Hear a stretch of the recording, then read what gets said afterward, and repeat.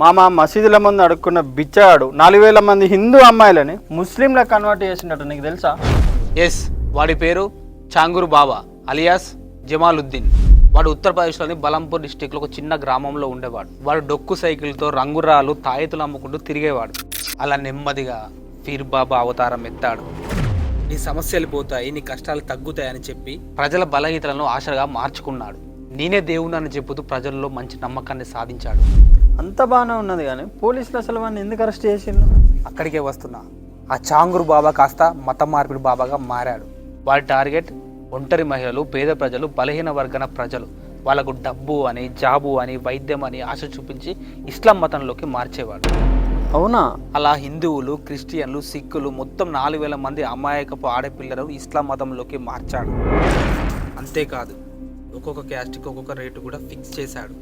అంటే బ్రాహ్మణ్స్, రెడ్డిస్ లాంటి క్యాస్ట్కి ఏమో 15 లక్షలు, బీసీ వాళ్ళకేమో 10 లక్షలు, ఎస్సీ వాళ్ళకు 5 నుంచి 10 లక్షలు ఇచ్చి మరి ఇస్లాం మతంలోకి మార్చేవాడు. నిజమా? అయితే చాంగురు బాబా గురించి తెలిసి పోలీస్ స్టేషన్లో కంప్లైంట్ ఇవ్వగా పోలీస్ ఇన్వెస్టిగేషన్లో కొన్ని షాకి నిజాలు తెలిసాయి.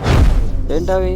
వాడికి మత మార్పిడి నెట్వర్క్ ఇంటర్నేషనల్ లెవెల్లో ఉందని, అలానే మహారాష్ట్రలో 16 కోట్ల ప్రాపర్టీస్ ఉన్నాయని, ఇంకా వాడికి 40 బ్యాంక్ అకౌంట్స్, దాంట్లో 100 కొద్ది ట్రాన్సాక్షన్స్ ఉన్నాయని చెప్పేసి తెలిసింది.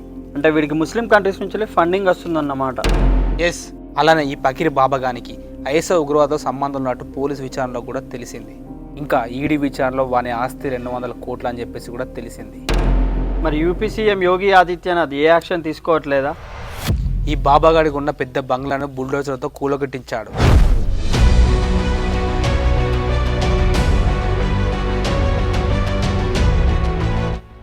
ఈ చాంగూర్ బాబుతో సహా వాడి అనుచరులందరినీ జైల్లో పెట్టి చిప్పకూడు తినిపించాడు.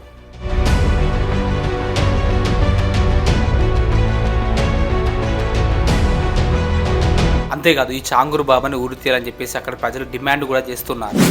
మన ఇండియాలో ప్రతిరోజు ఏదో ఒక దగ్గర హిందువుల మీద దాడులు జరుగుతూనే ఉన్నాయి. వాటిని అరికట్టాలంటే మనందరం యూనిట్గా ఉండి పోరాడాలి.